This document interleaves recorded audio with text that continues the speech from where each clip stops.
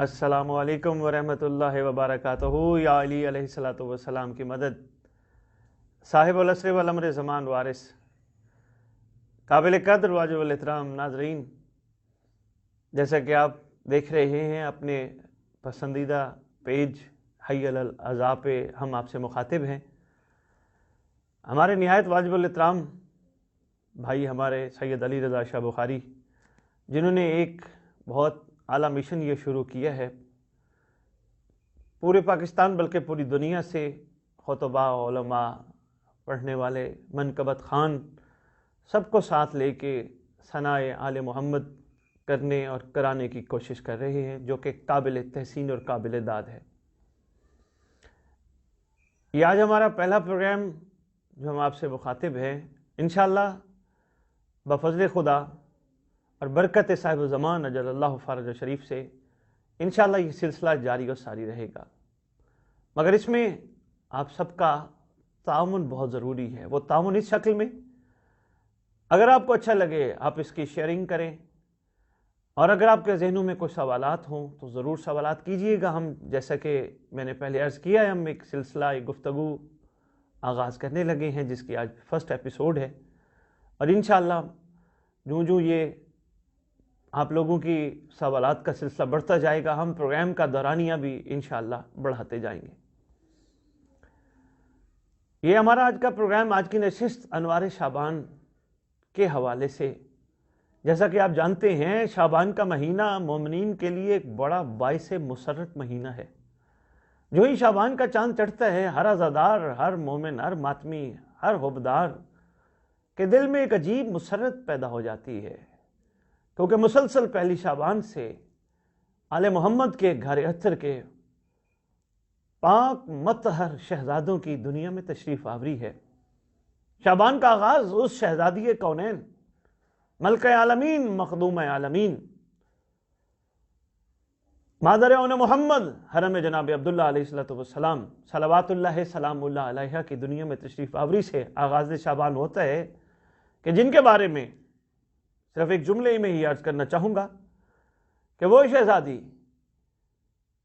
کہ جن کے مشورے پہ امام مظلوم مشن و مقصد کے سفر کو جاری فرماتے تھے۔ یعنی اگر اور انداز سے میں آپ کی خدمت میں عرض کروں تو اس طرح کہ پروردگار حسین سے پوچھے، بتا حسین تیری مرضی کیا ہے، اور حسین اس شہزادی سے پوچھے، شہزادی آپ بتائیں آپ کی منشا و مرضی اور ارادہ کیا ہے۔ وہ شہزادی دنیا میں تشریف لائے یکم شعبان۔ اسی طرح پھر 2 پھر 3 کو کریم کربلا امام مظلوم سرکار امام حسین علیہ السلام کی دنیا میں تشریف آوری۔ سن چکے ہیں آپ، مسلسل بچہ ماں کی گود سے یہ جشن سنتا ہے، ثناء آل محمد ماں کی گود سے، بلکہ ماں کے پیٹوں سے بچے مجالس میں سنتے رہتے ہیں۔ بہت زیادہ اس پہ تفصیلی روشنی نہیں ڈالوں گا وقت کی مناسبت سے۔ آج ایک چونکہ پہلا پروگرام ہے ہمارا، اس سلسلے میں صرف اتنا کہوں گا کہ جو مقدر میں نہ ہو کہا جاتا ہے وہ حسین سے مانگو۔ تو انشاءاللہ ہم اپنی نشستوں میں یہ تلاش کرنے کی کوشش کریں گے ہمارے مقدر میں کیا نہیں ہے کہ جو ہم نے اپنے مولا سے مانگنا ہے۔ کیا کمی ہے ہمارے مقدروں میں، کس چیز کی کمی ہے، کون سی ایسی نعمت ہے جو ہمارے مقدر میں ابھی تک نہیں۔ اور نعمت کی تعریف اگر پوچھی جائے تو یہی بتائی جاتی ہے، نعمت اولاد، نعمت دودھ، نعمت پروردگار کا جو خاص صدقہ ملتا ہے مختلف شکلوں میں نعمت۔ مگر کیا کمال ہے، معصوم کے فرمان نے نعمت کی خوبصورت تشریف فرمائی، جس میں مولا فرماتے ہیں نعمت اس کو نہیں کہتے جو قبر کے باہر تک رہے، نعمت وہی ہوتی ہے جو قبر میں بھی ساتھ، حشر میں بھی ساتھ ہو۔ تو پھر اس طرح ہم نے انشاءاللہ تلاش کرنا ہے اپنے پروگرام میں، آپ کے سوالات کو ساتھ لے کر اپنی گفتگو میں یہ تلاش کرنے کی کوشش کرنی ہے کہ وہ کون سی نعمت یا وہ کون سی خیرات یا وہ کون سی عطا یا وہ کون سا کرم جو ہمارے مقدر میں نہیں ہے، کیونکہ الحمدللہ روئے زمین پر رہنے والے مخلوق خدا लाजमी लंगर के 2 लुकमे खाकर सोते हैं, कोई भूखा नहीं सोता। तन के कपड़े भी सबके पास हैं, छत का भी बेहतरीन एक सिलसिला मालिक ने अता किया हुआ है। कोई किराए के घर में रहे, कोई झोपड़ी में रहे, या कोई अपने घर, जिसको कोई अपना घर कहते हैं, उस घर में रहे। हालांकि पूरी दुनिया, रोए ज़मीन पर रहने वाले तमाम अफराद, सब लोग किराए के घरों में रहते हैं, आर्जी घर हैं, किसी का अपना कुछ भी नहीं। जहां भी रहते हों, रिहाइश तो है ना, एक छत तो परवरदिगार ने बरकत इमाम ज़मान अलैहिस्सलाम और बफज़ल पंतन पाक अता की है। कारोबार की शक्ल में, नौकरी की शक्ल में सदका मौला का मिलता रहता है, औलादें, शादियां, हर चीज मौजूद है। जिंदगी में किस चीज की कमी है? यानी फिर वही बात दोहराऊंगा, कौन सी ऐसी चीज है जो हमारे मुकद्दर में नहीं और जो हमने मौला से मांगनी है? और मौला उसी को कहते हैं कि कायनात के मुकद्दर में ना हो और वो इनसे तलब करें और वो अता करें। इसी हस्ती को, इसी शहनशाह को मुकद्दर बनाने वाला भी कहते हैं। तो इंशाअल्लाह हम तलाश करने की कोशिश करेंगे मिलजुल के, क्योंकि हमारा ये प्रोग्राम का मकसद भी यही है। मेरे भाई अली रज़ा शाह बुखारी साहब का प्रोग्राम का मकसद भी यही है, क्योंकि जो पेज का नाम इन्होंने यकीनन सोचो विचार से रखा होगा, हय्या अल अज़ा, इसमें भी मैं गुफ्तगू करूंगा। क्योंकि मैं फ़र्ज़ करो इस बात को, यानी अज़ा की तरफ बुलाया जाना, इस बात को मैं एक छोटी सी बात के मिसाल के ज़रिए वाज़ेह करना चाहूँगा। यही बात अपनी पिछली रोक कर, कि मैंने किसी को अपने घर बुलाया, मैंने कहा आए जी तशरीफ़ ले आए, इसके पीछे कोई मकसद छुपा था। खाली घर बुलाना था? क्या खिदमत भी करनी थी, इज्जत तकरीम भी करनी थी, कोई तोहफ़े भी पेश करने थे, या वैसे ही चक्कर लगवाना था, किसी बंदे को खाली बुलाना था? क्या खाली बुला के मेरा नाम बड़ा हो जाएगा, मैं किसी को कहूँ आए जी मेरे घर चक्कर लगा आ जाए? नहीं, कोई मकसद छुपा है। आइए जी गवर्नमेंट की नौकरी की तरफ। क्यों आइए जी गवर्नमेंट की नौकरी की तरफ? इसलिए कि एक बेहतरीन और मुकम्मल सैलरी इसमें से मिलती है, मकसद छुपा है। आइए जी बिजनेस की तरफ। क्यों आइए जी? क्यों इसमें बेहतरीन प्रॉफिट है, और वो बिजनेस कोई भी जी शऊर और जी अक्ल नहीं करता जिस बिजनेस में उसको प्रॉफिट ना मिले। तो इसका मतलब यह है कि इसके पीछे भी मकसद छुपा है। बेआईने ही बंदा, इंसान अक्द क्यों करता है? एक नस्ल का निजाम छुपा है। पता चल जाए अक्द करने वाले को कि यहां से तो बच्चे ही नहीं होने, कोई भी अक्ल जी शऊर शादी करने की जहमत नहीं करता, क्योंकि मकसद नस्ल है। इसी तरह हर चीज में मकसद छुपा है। और इंशाअल्लाह हम इस प्लेटफॉर्म से आपके साथ मुखातिब होंगे, और अगर आपकी इसी तरह दिलचस्पी रही कि हय्या अल अज़ा का मकसद क्या है, क्यों अज़ा की तरफ बुलाया जा रहा है, और ये हय्या अल अज़ा का आगाज कब हुआ, किसने किया, क्यों किया? क्योंकि कब और किसने तो आप जानते हैं, क्यों के पीछे बहुत कुछ छुपा है। भाई क्यों आगाज पसंद फरमाया? क्योंकि अब आज हमारी नशिस्त अनवार शाबान के हवाले से है। मैं सिर्फ अजवाली सी रोशनी डालना चाह रहा था, इसलिए मैंने आपकी खिदमत में अर्ज की। हम इंशाल्लाह आपके सवालात के साथ ये चीज आगे लेके चलेंगे, और बहुत जरूरी है। ये अकीदत का एक इजहार है, हय्या अल अज़ा। भाई आइए अज़ा की तरफ, चले आइए जी अज़ा की तरफ। आप आ गए, आपने लेना क्या अज़ा से? इसके पीछे छुपा क्या है? कि सिर्फ आपने मातम करके, पुरसादारी करके, सारे अमूर सर अंजाम दे के, मजलिस सुन के, जिक्र सुन के, फजाइल पे नारे लगा के, मसाइब पे आंसू बहा के, लंगर खा के वापस चले जाना है? क्या फजाइल पे नारे लगवाने के लिए, मसाइब पे आंसू बहाने के लिए, क्या इन कामों के लिए ये अज़ा का आगाज पसंद फरमाया गया था? नहीं, कतन नहीं है। सिर्फ मोमिनीन को जन्नत देने के लिए सिलसिला अज़ा का आगाज नहीं हुआ, इसके पीछे बहुत कुछ छुपा है। इंशाअल्लाह वक्त के साथ साथ हम आपकी खिदमत में जरूर गुजारिश करेंगे। अब आगे फिर बात वहीं से जो मुकद्दर में ना हो, तो हम तलाश करने की कोशिश करेंगे। जैसा कि पहले मैंने आपकी खिदमत में अर्ज की है कि हमने मौला से क्या मांगना है, कौन सी चीज ऐसी है जो अभी हमारे मुकद्दर में नहीं, और मुकद्दर में न होने की अलामत है कि आज तक हमारे अंदर तजस्सुस है, हमारे अंदर सवालात हैं, हमारे अंदर टेंशनें हैं, हमारे अंदर बेसब्री है, हमारे अंदर नाशुक्री है, हमारे अंदर कहीं ना कहीं बेहयाई छुपी है। इसका मतलब अभी हमारे मुकद्दर में कोई खास कमी जरूर है। وہ کون سی کمی ہے جو ہم نے مولا کریم کربلا امام مظلوم علیہ السلام سے مانگنی ہے، اور انشاءاللہ عطا کنندہ ہمیں عطا کرے گا۔ یہ ایک سوچ سی میں نے آپ کو دینے کی کوشش کری، میں انشاءاللہ اس پہ تفصیلی روشنی ڈالوں گا۔ چار کو وہ شہزادہ تشریف لایا کہ جو صدیوں سے شہید ہو کر بھی غازی ہے۔ کون؟ غازی عباس علمدار علیہ السلام، کہ جو آج بھی جنت کی حسین ماحول میں غمگین ہیں، ان کے چہرے انور پہ لبہائے عطر پہ مسکراہٹ نہیں آئی۔ آج بھی غازی عباس علمدار کا پنجہ آج بھی اپنا بلند ہے، دنیا سے کچھ طلب کر رہا ہے۔ یہ اور بات ہے، چونکہ ہم نے ابھی تک مقدر بنانے والے سے، مقدر میں عطا کرنے والے سے مقدر نہیں مانگا۔ اگر مانگا ہوتا تو ہمیں اس پنجے کی حقیقت کا اندازہ ہو جاتا، اس پنجے کے پیچھے چھپا کیا ہے۔ ابھی ہم نے صرف برکت کی خاطر، خیر کی خاطر، نشانی محب آل محمد کی خاطر گھروں پہ لگا دیا، یا زیادہ سے زیادہ ہم نے منتیں چڑھانے اتارنے کی خاطر اس پنجے کو استعمال کیا؟ نہیں، اس پنجے میں بہت کچھ چھپا ہے۔ یہ پنجہ آج بھی ہم سے تقاضا کر رہا ہے، اس پہ انشاءاللہ ہم تفصیلی گفتگو کریں گے۔ اس پنجے کی تمنا کیا ہے، اس پنجے کی طلب کیا ہے، اس پنجے کی خواہش کیا ہے؟ یہ آج بھی پنجہ صرف جیت کی علامت ہے، صرف غازی کی پاک غازی ہونے کی علامت ہے، یا آج بھی کوئی اس میں کچھ اور کچھ چھپا ہے؟ انشاءاللہ ہم اس پہ روشنی ڈالیں گے۔ 4 شعبان وہ شہزادہ، پھر اسی طرح سفر کرتے آؤ۔ مولا قاسم علیہ السلام کون سی ہستی؟ میں صرف اجمالی سی گفتگو کر کے آپ کی خدمت میں کچھ چیزیں آپ کے ذہنوں کو تیار کرنے کی کوشش کر رہا ہوں، تاکہ میں عرفان کے موتی باب العلم کی دہلیز سے جو حاصل کیے ہیں آپ کی خدمت میں پیش کرو۔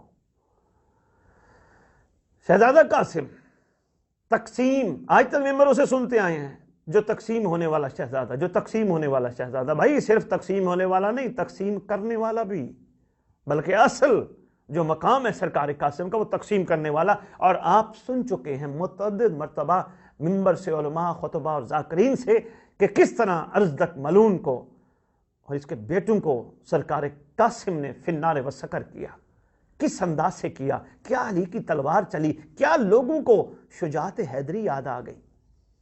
بے آئینے ہی سرکار قاسم علیہ السلام نے ابھی بھی تقسیم کرنے ہیں ظالم۔ اس میں تفصیلی روشنی انشاءاللہ ڈالوں گا۔ سوال یہ ہے کس کو تقسیم کرنے ہیں، کب تقسیم کرنے ہیں، کہاں تقسیم کرنے ہیں، ایسا کب ہونا ہے، انشاءاللہ ہم اس پہ بھی گفتگو کریں گے۔ اور رہے گی یہ بات مومنین، یہ بات ذہن نشین کر لیجئے گا، کسی نے، بلکہ میں کیا کہوں، ہمارے برادران اہل سنت کی کتب میں بھی یہ موجود ہے، جب ایک نبی نے کچھ سوال کیا تھا پروردگار کی بارگاہ میں، تو پروردگار نے اس نبی کو کہا تھا کہ 4 پرندے ذبح کر کے پہاڑ کی چوٹی پہ رکھو، ٹکڑے ٹکڑے ہوا مختلف پرندوں کا گوشت دوبارہ بلانے پر اکٹھا ہو کے دوبارہ پرندے اڑنے لگے تھے۔ اب اسی بات کو آپ کے 5ویں امام مولا مالک العلوم علیہ السلام سرکار نے بھی بڑے خوبصورت، کسی نے کہا نا کہ نبی نے یہ معجزہ دکھایا تھا 4 پرندے، سرکار نے فرمایا جا، ہم تجھے کہتے ہیں جا 4 پرندے اپنی مرضی کے لے آ، اور جا ان کو ٹکڑے ٹکڑے کر کے پہاڑ پہ رکھ، چوٹی پہ رکھ۔ آپ کے 5ویں امام کی زندگی کا یہ واقعہ ہے۔ اور جا ٹکڑے ٹکڑے کر لے تو پھر ان کو بلا، ہمارا نام لے کے بلا۔ ہر پرندے کا اپنی اصلی حالت میں واپس آ جانا دلیل ہے اس چیز کی کہ انشاءاللہ، یہ تو ایک چھوٹی سی مثالیں تھیں، یہ گھر اختر کے پاک مقدس و مطہر افراد پہ جچتی نہیں، لیکن سمجھانے کی خاطر ہمیں سہارا لینا پڑتا ہے۔ انشاءاللہ دوبارہ شہزادہ قاسم نے ایک دفعہ پھر آنا ہے، وہ کب آنا ہے ہم اس پہ گفتگو کریں گے۔ اسی طرح مومنین جو دنیا سے شہید ہو کے جاتے ہیں، جن کے ٹکڑے ٹکڑے کر دیے جاتے ہیں، جن کو ذبح کر دیا جاتا ہے، مار دیا جاتا ہے، گھبرانے کی ضرورت نہیں، کوئی ہے جس نے آنا ہے، اور سب اپنی اصلی حالت میں واپس آئیں گے۔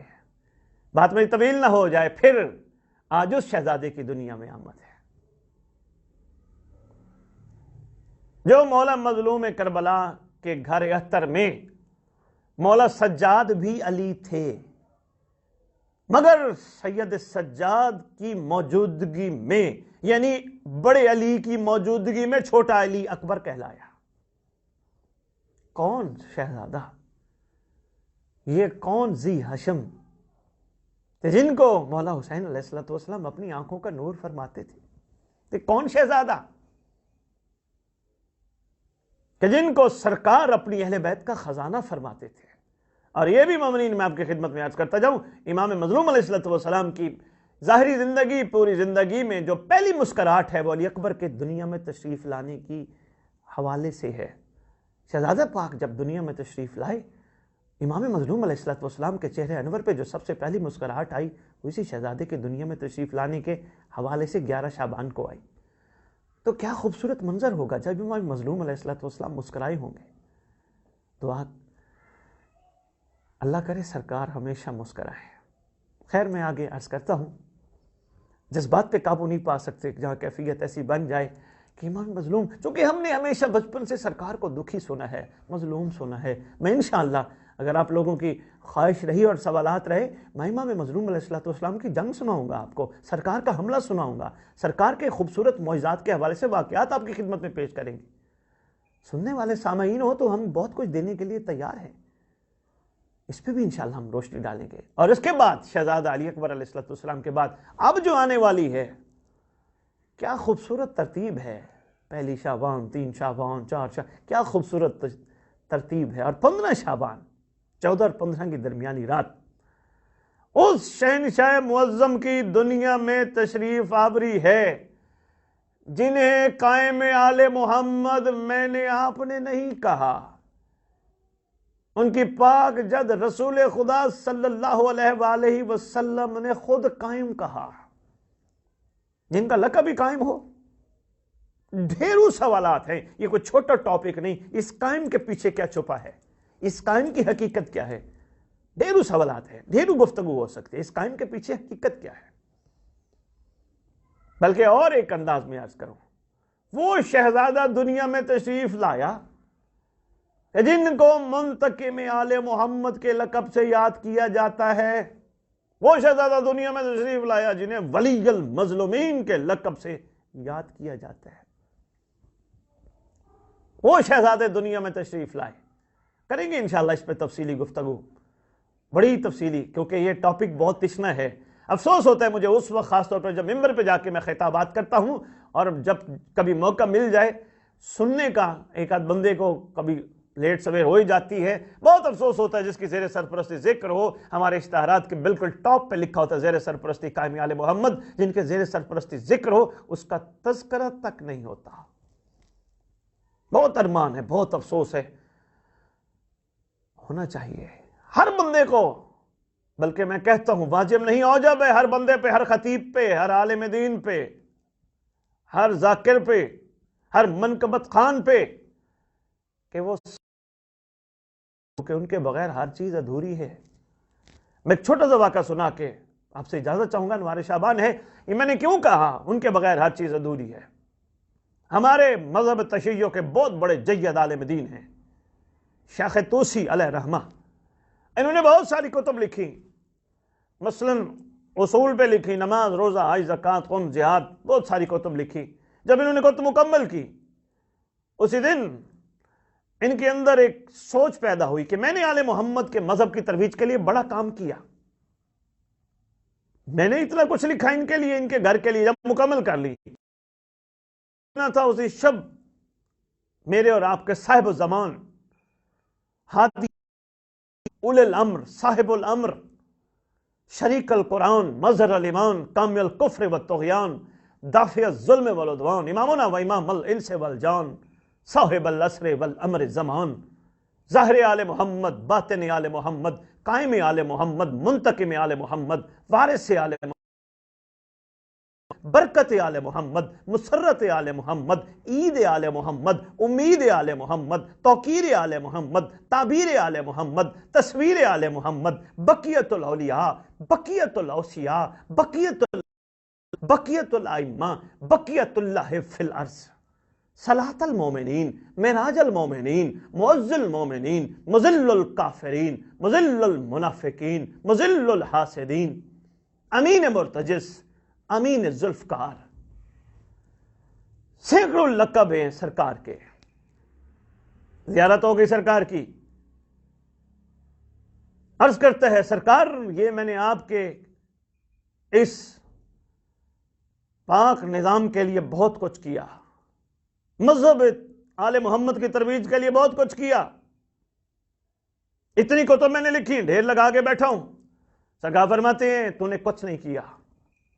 بڑی حیرت کی بات ہے. میرے اور آپ سب کے سمجھنے کے لیے واقعہ، یہ میں نے داد لینے کے لیے، کمنٹ لینے کے لیے، لائک لینے کے لیے آپ کی خدمت میں یہ ساری باتیں نہیں کر رہا.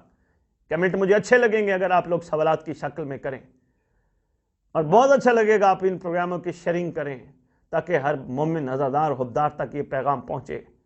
صرف اس لیے یہ میں عرض کر رہا ہوں تاکہ ہم ان سے سبق لیں. ارمان اور افسوس یہ ہے 1400 سال ہو گئے، حی علی العزا کی صدا جاری ہے، حقیقت تک ہم نہیں پہنچ پائے. ہم نے عزا کو صرف ایک عزا تک رکھا ہے. انشاءاللہ یہی کوشش ہے، میری یہی خواہش ہے کہ مومنین حی علی العزا کی حقیقت کو سمجھیں. ان واقعات کو صرف یہی تو افسوس ہوتا ہے ممبر کے سامنے بیٹھ کے بخن بخن بخن، وہی والی بات ہوتی ہے کہ جب غدیر میں امیر المومنین علی ابن ابی طالب علیہ السلام کی ولایت کا اعلان ہوا، دنیا نے بخن بخن بخن کر کے سرکار کو بڑی داد دی، مگر حقیقت تک نہیں پہنچ پائے. اگر حقیقت تک پہنچ پاتے تو میرا امیر میرا مولا، میرا شہنشاہ علی ابن ابی طالب علیہ السلام کو وہ مقام دیتی جو مقام محمد نے سرکار کا بیان فرمایا. صرف داد تک رکھا ہم نے، ادھر سے سنا ہم اگلی مجلس کے انتظار میں، اگلی مجلس سنی اس سے اگلی مجلس کے انتظار میں، ایک بندہ سن لیا ہم نے، اگلے بندے، ہم نے بات کو غور نہیں کیا، ہم نے محسوس نہیں کیا یہ واقعہ، یہ گفتگو، یہ بات کی کیوں گئی تھی، اس کے پیچھے چھپا کیا ہے. کہیں کروں گا اس پہ بھی بات، کہیں ہمارے اس کے پیچھے نفس کی تسکین تو نہیں. یہ بھی بڑی اہم بات ہے. ہو سکتے ہیں عہدیداروں کو، عزاداروں کو میرا یہ جملہ جو اسی وقت کا ہے اچھا نہ لگے، کہیں کہ نفس کی تسکین تو نہیں ہے، لیکن سوچئے گا ضرور یہ میں نے بات ایسے نہیں کی. سرکار یہ میں نے اتنی کتب لکھی ہیں، یہ آپ کے مذہب کی ترویج کے لیے میں نے بڑا کام. سرکار فرماتے کچھ نہیں کیا. سرکار میں نے اتنا کام کیا، فرماتے کچھ نہیں کیا. ہم کہہ رہے ہیں جب تیسری دفعہ اس نے کہا نا سرکار میں نے اتنا کچھ لکھا، اللہ کے جلال کے رخ انور پہ جلال الہی کی سرخی نمودار ہوئی. سرکار فرماتے ہم تجھے کہہ رہے ہیں تو نے کچھ نہیں کیا. اب یہ عرض کرتا ہے آقا مجھ سے غلطی خطا کیا ہوئی؟ سرکار فرماتے تو نے سب کچھ لکھا، تو نے میرے بارے میں تو کچھ نہیں لکھا. تیرا زمانے کا امام میں نہیں، تو صاحب و زمان مجھے نہیں پکارتا، تو اپنے سلام میں مجھے نہیں سلام کر کے مخاطب ہوتا. سرکار فرماتے مجھے اتنا مظلوم کر دیا گیا کہ میرا ذکر اور فکر بھی تم لوگ بھول گئے. مظلوم ترین ہستی ہے صاحب و زمان. یقین جانیے سرکار کا ذکر اور فکر تک ہم بھول گئے. اکثر میں خطبہ کی خدمت میں گزارش کرتا ہوں کہ آپ کوشش کیا کریں سرکار پہ پڑھا کریں. آگے سے جواب جو ملتا ہے بڑا افسوسناک ملتا ہے. وہ بیچارے اکثر کہتے ہیں بھی بخاری صاحب ہم کیا پڑھیں، لوگ سننا ہی نہیں چاہتے.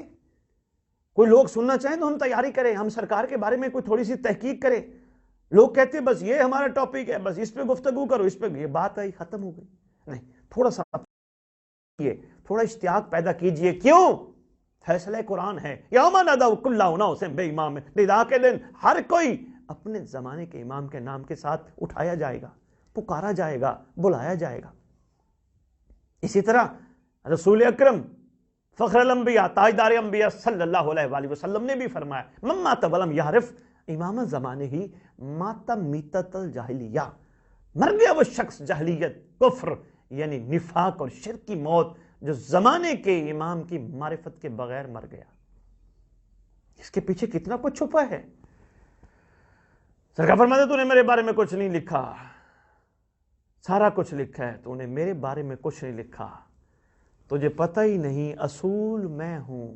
فروغ کے بارے میں تو نے بہت کچھ لکھا، اصول میں ہوں.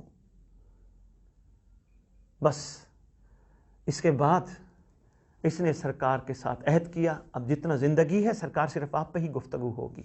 اور فوراً اس کے بعد انہوں نے کتاب لکھی غیبت توسی، ماشاءاللہ جس کا ترجمہ ہو رہا ہے، بہت جلدی مارکیٹ میں اردو میں آ جائے گی، بہت جلدی آنے والی ہے.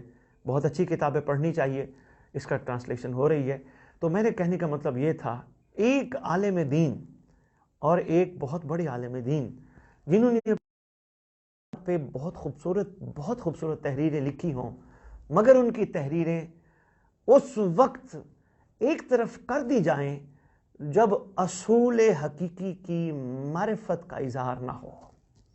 ایک اور انداز سے عرض کرتا جاؤں، بس اس کے بعد انوار شعبان کا پہلا پروگرام ہے، اجازت چاہوں گا، دل تو ہے ڈھیروں گفتگو کریں لیکن پہلی نشست ہے انشاءاللہ آہستہ آہستہ کریں گے۔ ایک اور عرض کرتا جاؤں، بچے بچے سے پوچھو، مومن کے محب کے بچے بچے سے پوچھو بیٹا کتنے اصول ہیں؟ کہتے ہیں 5 اصول۔ پہلا اصول توحید، دوسرا اصول نبوت، تیسرا اصول عدل امامت قیامت۔ 5 اصول، توحید عدل نبوت امامت قیامت، توحید عدل نبوت امامت قیامت، 5 اصول۔ حی علی العزا کے پلیٹ فارم سے اسد بخاری آپ کو کہنے لگا ہے 5 اصول اس وقت جس کا انتظار کر رہے ہیں اسے مہدی کہتے ہیں۔ بس اسی کے ساتھ آج کے پروگرام کے حوالے سے جو گزارشات کی ہیں ہم اجازت چاہیں گے۔ پروردگار آپ سب کا حامی و ناصر ہوں۔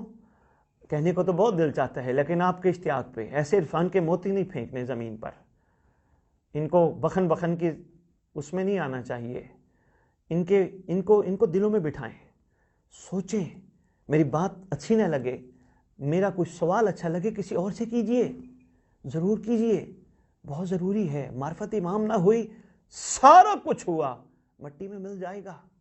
یہ کربلا ہمیں سکھاتی ہے، یہ کربلا ہمیں بتاتی ہے جو حسین کے نہیں تھے وہ اللہ کے بھی نہیں تھے، وہ محمد کے بھی نہیں تھے، وہ علی کے بھی نہیں تھے۔ جو حسین کے تھے وہ اللہ کے بھی تھے، محمد کے بھی تھے، وہ علی کے بھی تھے، وہ حسن پاک کے بھی تھے۔ اسی طرح آج اسی بات کو دیکھا جائے، آج جو مہدی کے نہیں وہ 11 اماموں کے نہیں، وہ پاک مصطفیٰ کے نہیں، وہ پروردگار کے نہیں۔